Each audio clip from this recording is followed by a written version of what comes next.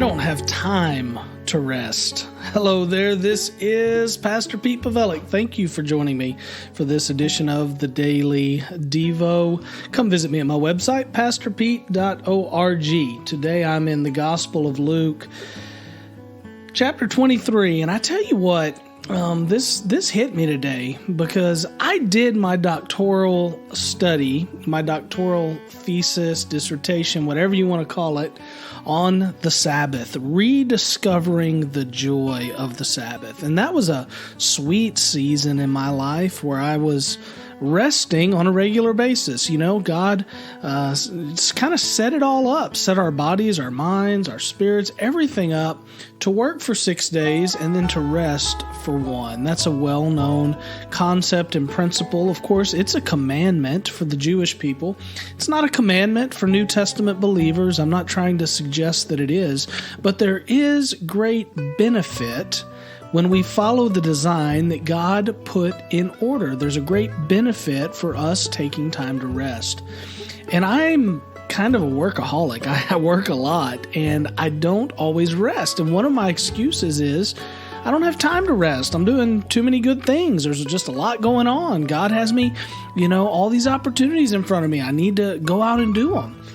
But the reality is I do have time to rest if it's a priority in my life, and that's what hit me. This is one of the verses that really hit me when I was working on my doctoral studies. I'm just going to read verse 56, but let me set the scene for you here in Luke chapter 23. The scene is this: Jesus has died on the cross. It's the passion of Christ, and then he dies. And look at what verse 56 says. At the conclusion of all of that, I mean, it's intense. It's full of drama. It's full of sadness, sorrow. There's nobody knows what to expect next, but I want you to look at verse 56 with me. It says, "Then they returned and prepared spices and perfumes, and they rested on the Sabbath according to the commandment." When I was doing my doctoral work, the thing that hit me about this is a question. What do you have going on in your life that's more important than mourning and burying the Savior of the world? They rested on the Sabbath. They prioritized that day of rest so much so that they rested.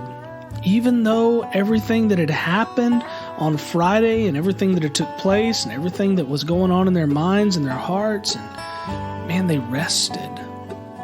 Is there anything more important in your life or mine than would have been important for them to lay the Savior of the world, their friend, their son, in Mary's case, to rest? But they rested on the Sabbath. I tell you, that's an important challenge for us. I want to challenge you this week to consider taking a day of rest. If you can't take a day of rest, take a portion of a day of rest, 4 hours, 6 hours, 8 hours, whatever you can get where you truly rest.